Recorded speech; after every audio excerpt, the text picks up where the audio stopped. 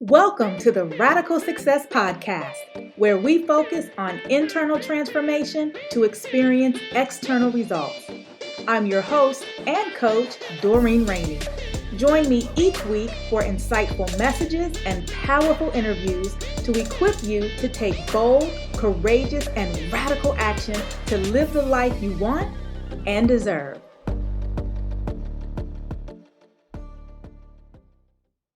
Hey there, welcome to our latest episode.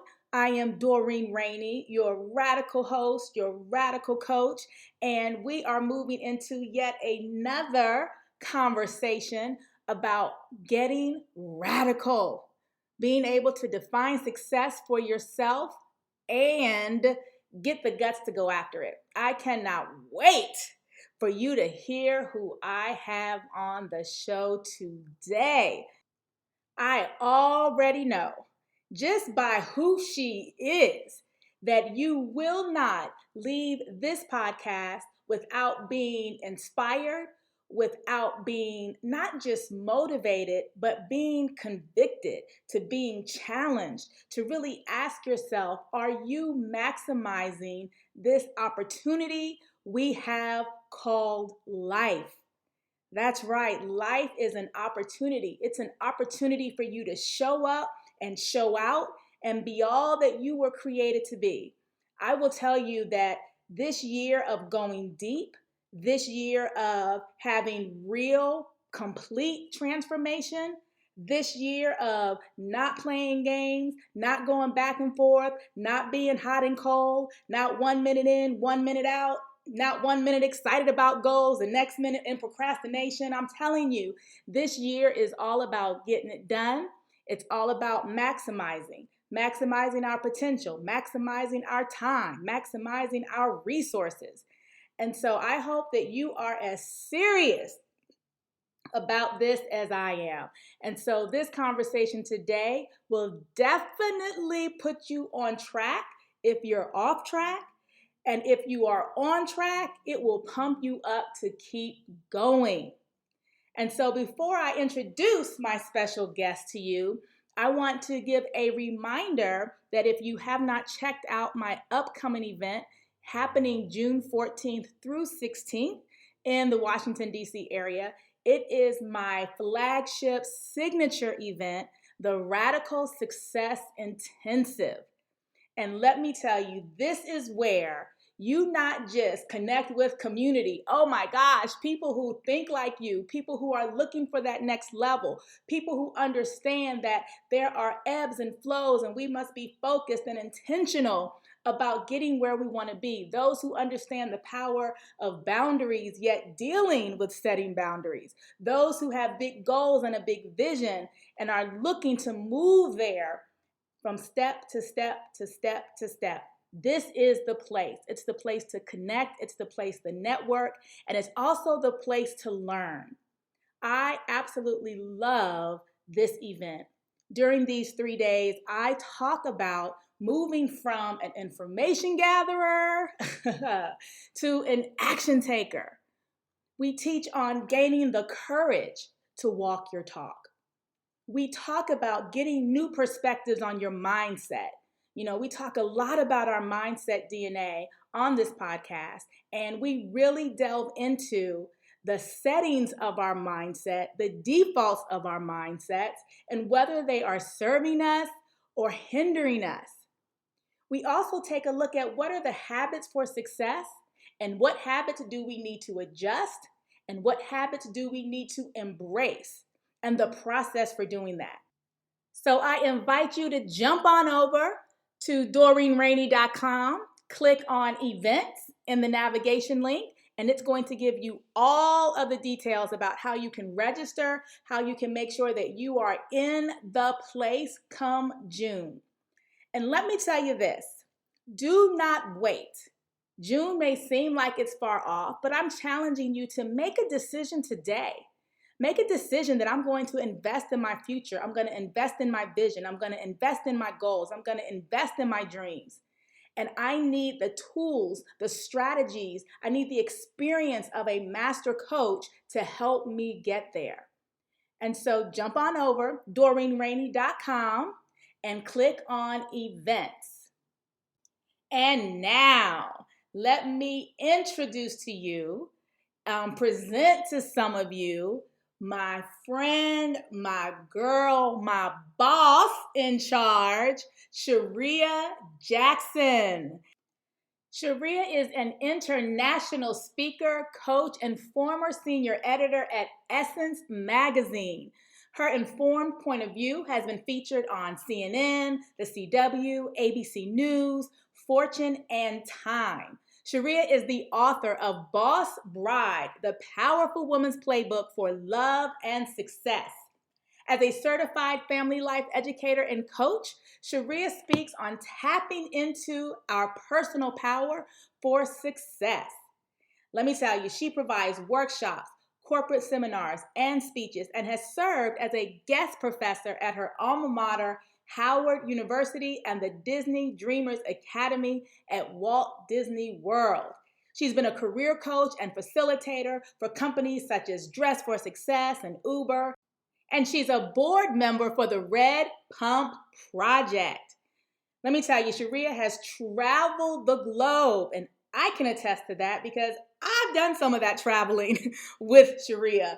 But she travels the globe sharing a message of connecting, including events in London and Amsterdam. She earned a Hearst Award in journalism and has interviewed newsmakers such as Vice President Joe Biden, Kerry Washington, and Hillary Clinton. So please help me welcome to the Radical Success Podcast, my good friend, my girl, Charreah Jackson. Hey, Charreah. Hey, Doreen. I'm so happy to be here. I feel like I've been in your radical family for a while, so I'm like OG. Maybe I'm middle radical. I wasn't there at the very beginning, but I've known you some years. Right, exactly. For years, we have crossed paths at professional events, personal events. We've traveled together. I know. Yes. And one of the things that I absolutely love about you is your energetic smile. Oh, thank you, Doreen. Thank you. I received this love today. Thank you. Yes. Every time we connect in person, online, on the phone, you have instant uplift all over you. And so I definitely think that is something, one, to acknowledge you for and be celebrated for, because it says something about your outlook on life. Listen, I feel blessed already on this podcast. And I mean, it's interesting, right? So if you my family would say I've always been a happy child, like I had a lot of love. But when you think about it, when you say that to me now, is I'm very present to how special life is. And so every moment, every day, I think it's not that I'm so like just natural that way, but I don't take it for granted to be able to smile, to be able to spend time or get on the phone or see somebody. If I'm seeing you, I'm in the right room, so I should be smiling. Right. And do you think that was something that you had from your environment growing up, or is it something that you've come to realize as you experience life? Because you had some moments where you had to recognize how precious life really is. Yeah, and it's funny, right? Because when you first said it to me, like, oh, I'm smiling, I mean, I was like, well, it's probably not going to be fun to say to her, girl, at 19, I was diagnosed with cancer. And I don't, and I don't wish that on anybody, but I will say it was a gift to me that came in sandpaper, because at an early age, I had to wake up to the reality of how precious life is. I don't get to take it for granted. I don't get to procrastinate, even though I still am working on that. But I don't have the luxury of acting like I have all this time when I had to face the reality of mortality at a young age. And so I was grateful. And, we caught it early. I was able to go through treatment, and I was in college. I went back to school, but I already was probably ambitious, but I think in so many ways it pushed me to the presence of like, oh, I have to live now. Like you have to enjoy this day, because really at any time, that's all you really do have. Right. Is this day, this moment. Yes. And having gone through such a health challenge at 19, but as well as the mental challenge that comes with that, I believe that those types of events in our lives places us at a crossroads. Mhm. And we know we have to go through it, but the crossroads is how we choose to go through it. And you can either choose, for lack of a better word, the optimistic, um, this is, I got this, we will move through this, fork in the road. Or the other one is, why is this happening to me? Life isn't fair. And of course, there's some crossover, but what do you think were the biggest lessons that kept you on the optimistic road to get you to the place now where you're on the other side of it? Yeah, well, I didn't create myself. So I definitely was raised by, mostly by my mom, but my family, her parents, my cousins, my aunts. And so there was a lot of love and also people of faith. My grandfather was a pastor. My mom was my Sunday school teacher. So I grew up believing that God not just exists, but God was good. And so even in that journey, to your point, it was one of the most interesting comments my doctor at the time said to me. He said, Charreah, you really come, like you come for your treatments and you come for chemo. I'm thinking to myself, why wouldn't I, like, who's not trying to live? Like, why wouldn't I not show up? He said, well, sometimes people don't want to deal with it. So it's a lot.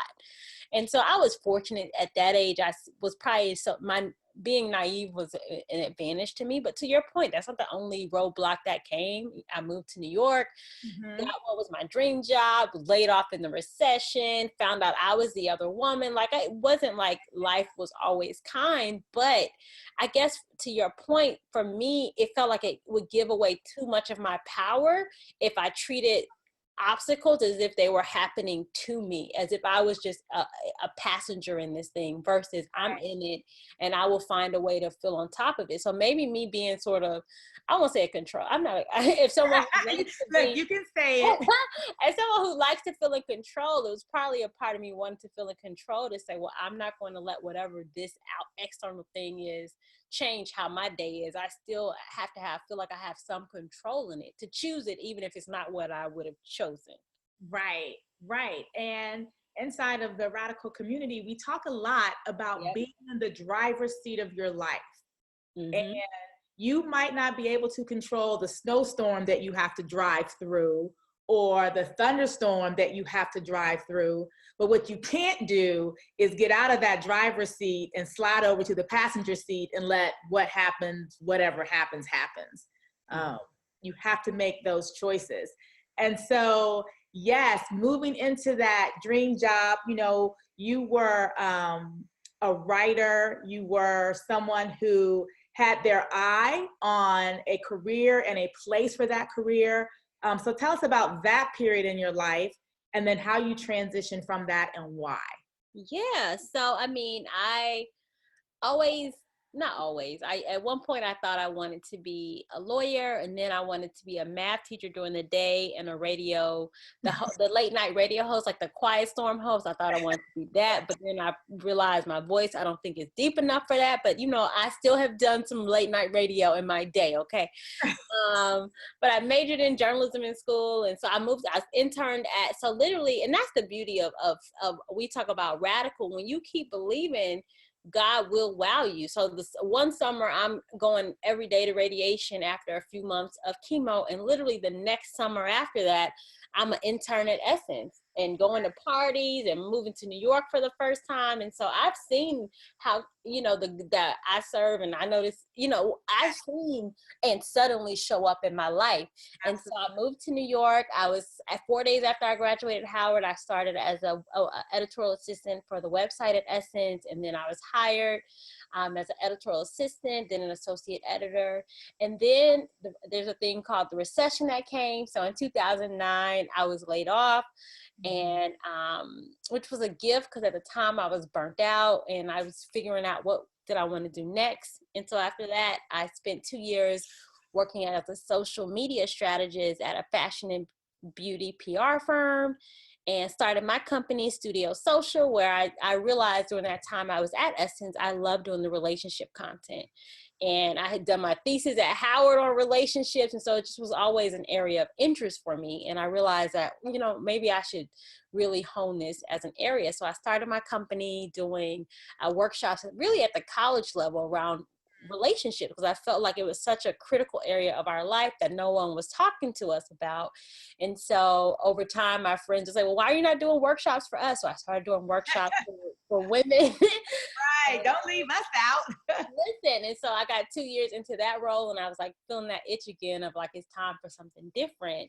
And it worked out that I was friends with the relationships editor at the time at Essence. She left. I got a call to come in and interview, and I got this was nine years ago, 2011. So was that 8 or 9? A few years ago, I got a call, and I was hired as the relationships editor at Essence. And so it has been a journey. And then I just transitioned out of I was a relationships editor, then I was a senior editor there, and I just left that role because during that time, I actually was 7 years, because I'm like, I remember hitting 7 years last November.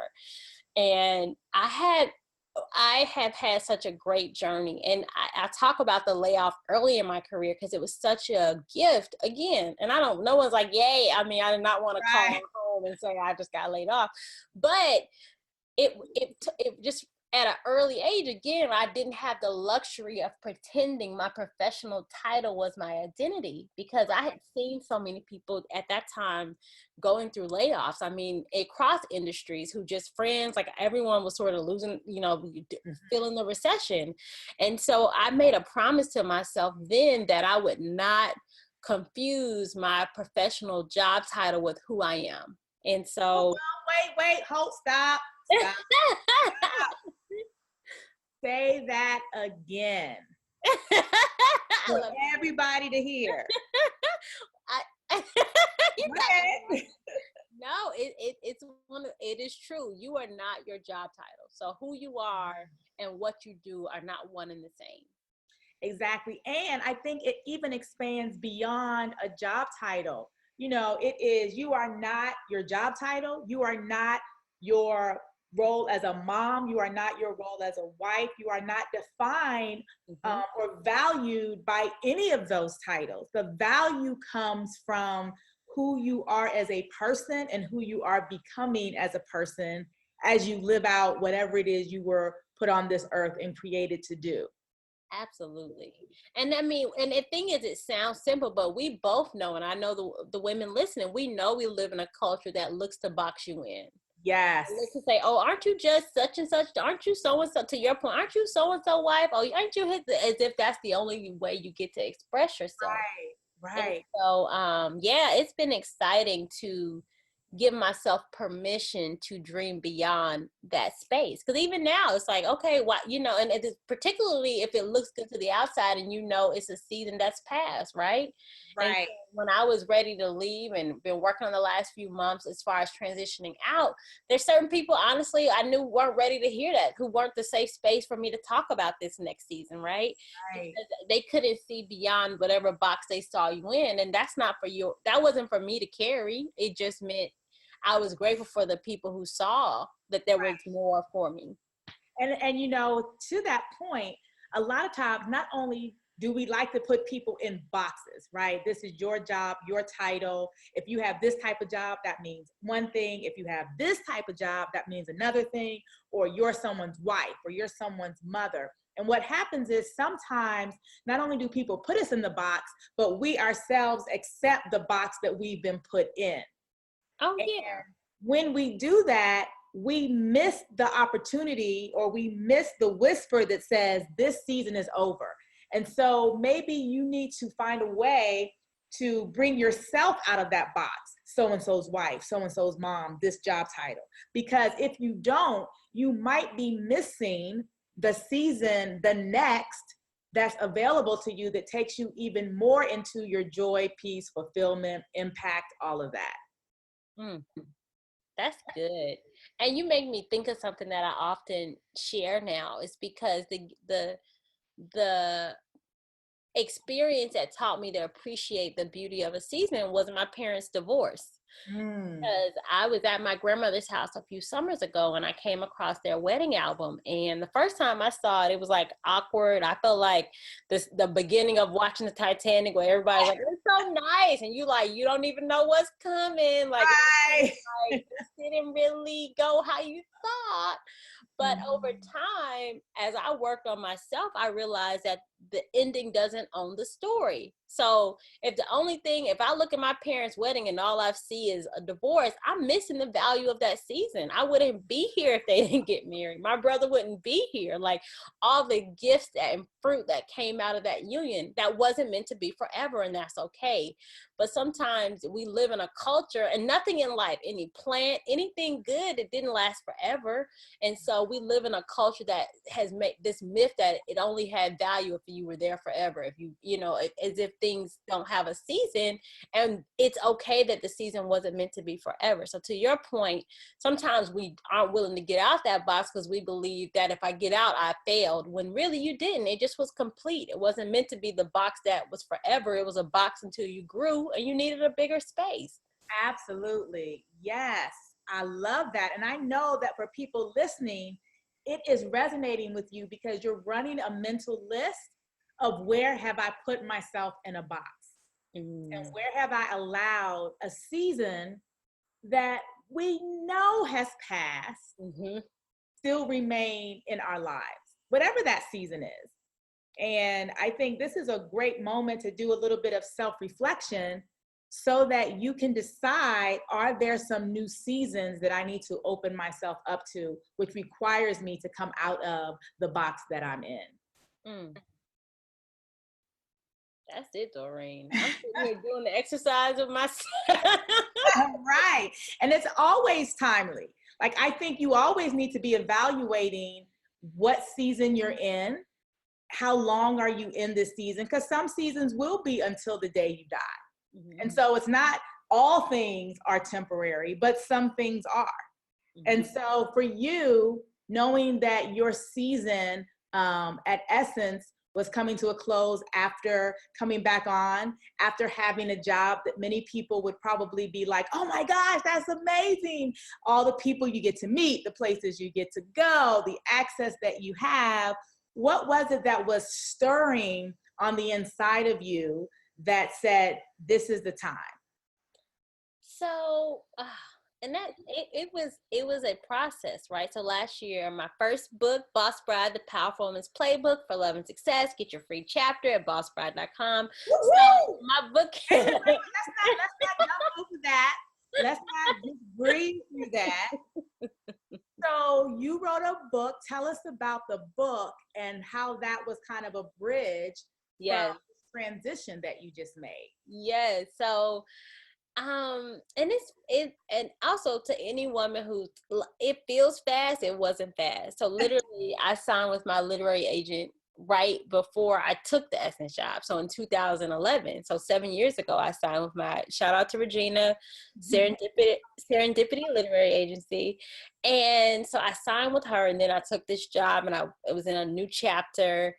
And so I say that to say, it doesn't feel that long, but it was a gradual process. I had some growing to do. So the book I wrote was the book I wanted to read, and it really looks at how our personal and professional lives intersect. And so I was hired as a relationships editor, was doing all this content, but I also was a woman with ambition and had started a business and was interviewing and just interested in how women business owners were thriving and growing in there, and how that category was only growing, and creating content around that, and realizing interviewing and dating aren't so different. And so that was really where I felt like I read a lot of relationships books, I read a lot of career books, and no one talked about how these things intersected. And specifically for powerful, ambitious women, how did you navigate the two?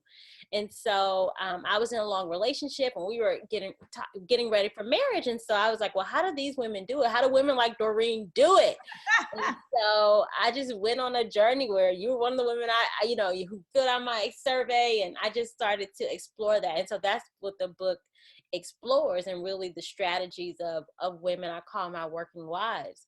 And so on that journey, as I was out doing my book tour and events last year, and speaking, I just kept feeling like I knew I wanted to go deeper with the work. I knew I wanted to be able to serve deeper. I wanted to have time to really create dynamic resources for women. And so I knew in so many ways I had achieved my dream that I saw for myself when I was 19. And then now in my 30s, there were new dreams that I had. Like I have a producer who wants to do the film for Boss Bride. Like I had opportunities coming. And so, and for a lot of us, especially if you got more than what you even expected, it's hard to let go of your good to get your great. But any great person will tell you there's a purging that happens before you can go to that next level. And so it was gradual. And over the last few months and years, I knew that next level, I couldn't work full time at a company and then build some of the other dreams I had for myself.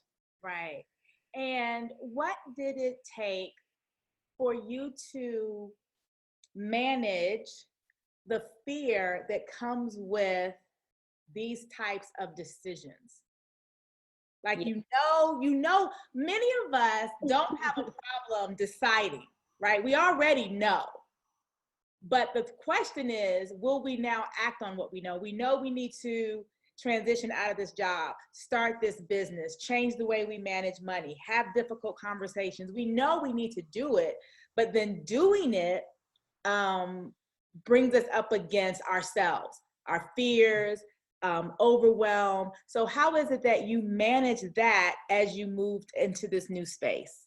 Well, I think what the work you're doing is so critical because it's the bridge for a lot of women, right? Being in groups like your communities that you manage and the Facebook groups and the coaching programs. And so it was having the voices that spoke to my higher self be louder than the fear, because the fear didn't stop. I mean, you don't want to I don't want to have to call my family and say, hey, I was just talking to my aunt and she said, so, if you were to go back to work, what kind of job, would you want? And I said, that's the wrong question. You want to ask me, what are the referrals that'll make your business be successful? She said, oh, because so many people, they don't have it. So to your point, it's not even just your fear. Sometimes it's people who love you who are projecting onto you. And so I've been in some great communities, I'm in a business mastermind. I've been in one for the last 2 years. I just joined the new one this past year, which has been phenomenal. And I've had great mentors like you, women in my life who model for me what's possible. Because if you have a new dream, you have to have someone who shows you those steps. I'm not the first woman to want any of the things I want in my business. So it would be I don't want to say stupid, but it would be a waste of time for me to think I'm to go try and figure it out. And so even now, for every stream of revenue in my company, I have a mentor assigned to each one of those things to help me. And so that I'm not stumbling, wasting time, because I don't have time to waste. But to your point, it really, and also letting my future feed me, like why am I doing this versus to your point, feeling like I was losing something. I focused on what could I gain. Right. And I think that is so rich of an actual to-do list to people who are letting fear or what other people think, things like that, hold them back. Number one, it's know that you need a community of people who get it, right? Even if you're not doing the exact same thing, from a mindset perspective, they get it. So being inside of a community. Secondly, having that coach, that mentor that really is knowledgeable and skilled at that thing that you're looking to do. As you said, those multiple revenue streams, you need multiple coaches. Not all coaches can do all things. It's not necessarily their specialty. And then keeping your eye on the why as you keep your eye on the prize, right? And knowing that this dream, for one, is not just about you. You get the benefit of it, but it's also a bigger impact that you have as you continue to follow your dream. And so what is the big dream, Charreah, you're working towards? What is that big thing that is your mountaintop? So my mountaintop, Because it sounds, even when people like, so what, you could do these different services, but it all funnels to one big mission and vision in my life. And it's been the through thread of my entire career and my mission. And it really does come back to these conversations, but really a message of the quality of our lives lives in the quality of our relationships. And I'm actually prepping a speech I'm doing in 2 weeks, which is all about the loneliness epidemic, where with all of the ways we can be in touch, DM, IG, FaceTime, all of it, we still are declining in our interaction with each other on a real personal level. We're declining in our phone calls. We're declining in our in-person visits. And so my mission, when I look at the mountaintop, it's new relationships and relationships restored. Because for everything that I've created, if you were to ask me what's the highlights of stuff, it's not, I love the cover stories I've written for Essence, but the stuff that when I leave this earth, I'm proud I did, is a Facebook Live with me and my dad last year, where I talked about the struggles in our relationship. I talked about healing my abandonment for feeling like he wasn't around for a lot of my childhood, where he lived in California and I was in Atlanta. And I had a friend who hit me up and said, Charreah, I haven't talked to my dad in 6 years, and I saw you with your dad, and I called him. And so on my mountaintop is 1,000, 100,000 of those stories of saying you're creating content that has people connecting with themselves and connecting with the people in their life. Right. Connecting and relationship. And so for those people tuning in, listening to that mission, what do you think you can share with them, or what can you share with them that if they, are in a lonely space, what's one thing they can do to begin to foster relationships? And number two, if they have severed relationships that they want to complete, whether that's restoring it or whether it's moving away from it once and for all, but they've been in this limbo, right? What pieces of advice would you give around that when it comes to relationships, not being in the lonely space, and then restoring or completion? Yeah, and to the lonely person, the funniest part is you are so not alone. And so part of the disorienting part is how much company there is in being lonely, which means you get to be in community. And I think part of what's happening and the research is showing is that we feel with the rise of social media, there's this pressure of a picture perfect life. And so when I feel better, I come back out. When I feel amazing, when my hair is done, I'll post, versus just giving ourselves permission to just share from where we are.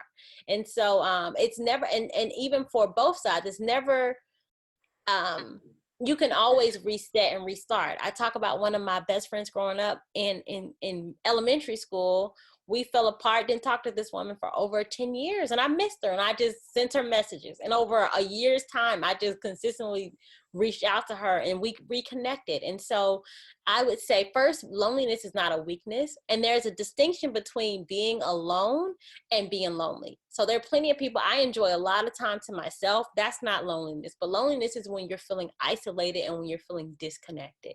And so for that, I would say pick up the phone. And you don't have to have an agenda just to say, who are those people? And then if you are lonely, and I don't know, I'm an iPhone user. I don't know if Android has it as well. I hope so. But update the favorites in your phone, because you want to make it easy to connect. And it might be starting a new group with some of your friends from college. My group chat is life for me. And so they help keep me connected. And so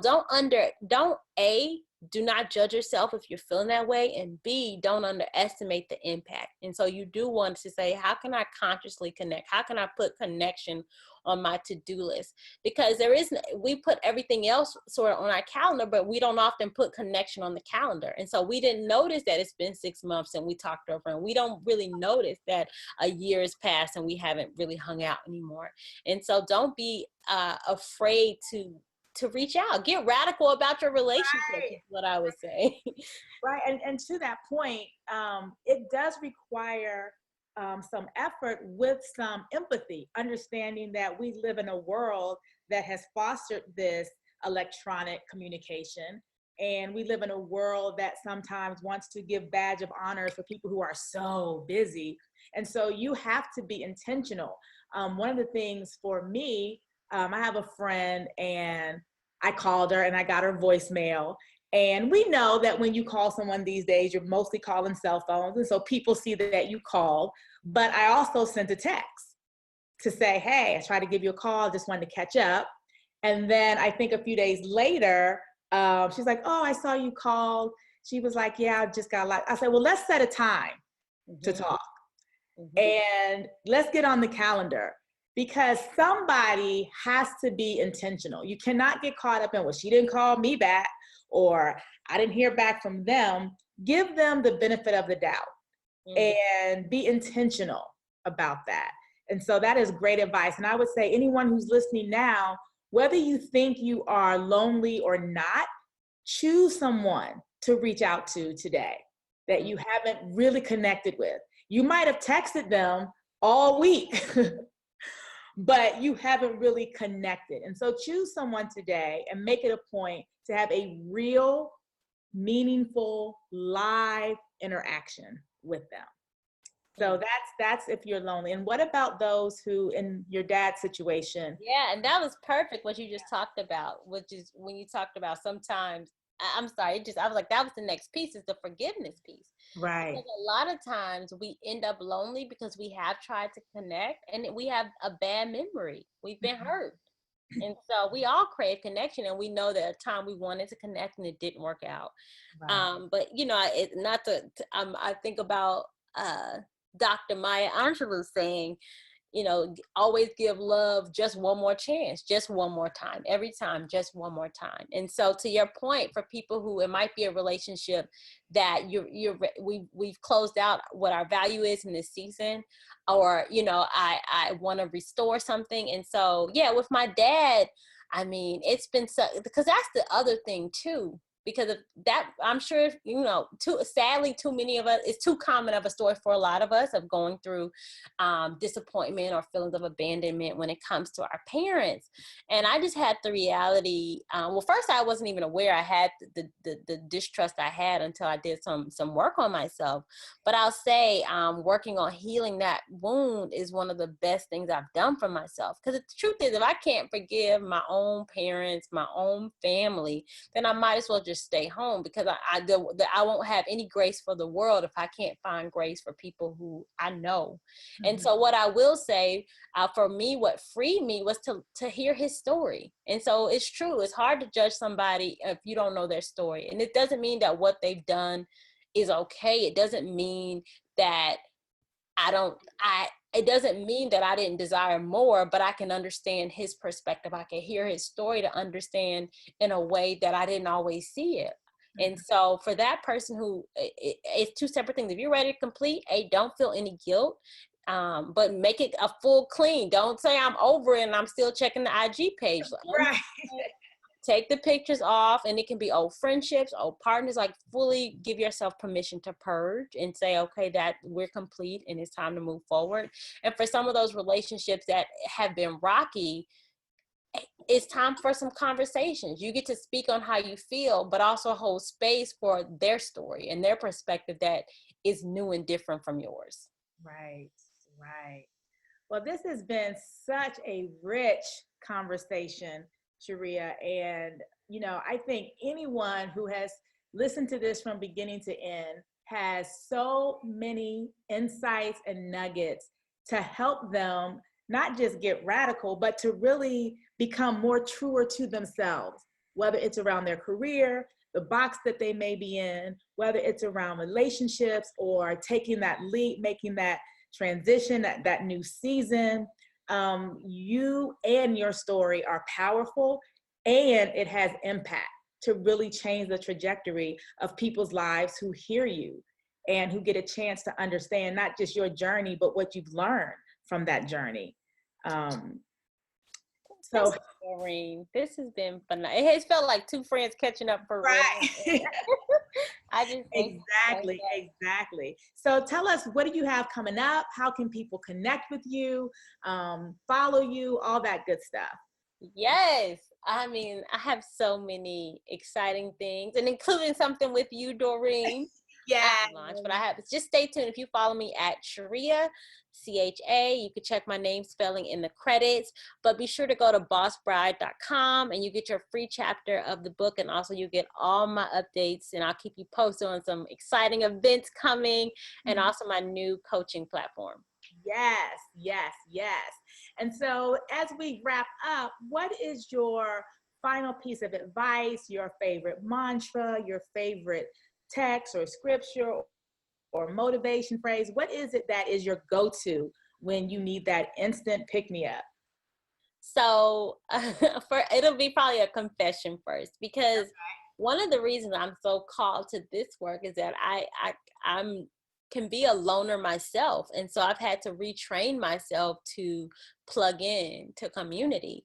And so one of the mantras I always lean on is support is all around me and everyone is on my team. And so even, when the rude driver or someone is being stank at check-in, like even those moments I say, okay, this person is on my team and they don't know it. I experience everybody on my team, and when I come with that attitude, it shifts the environment. And when I feel myself getting stressed, whether I'm working on a project, I'm working on something in my business, I don't ask what, I say who can help me with this.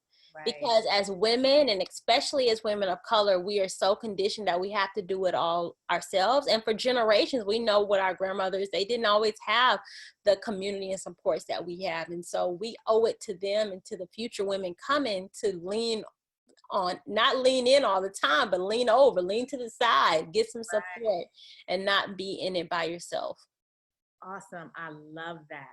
Well, thank you so much. As always, it is a joy. I'm inspired, and I continue to be inspired by the work that you do and the commitment that you have to your mission.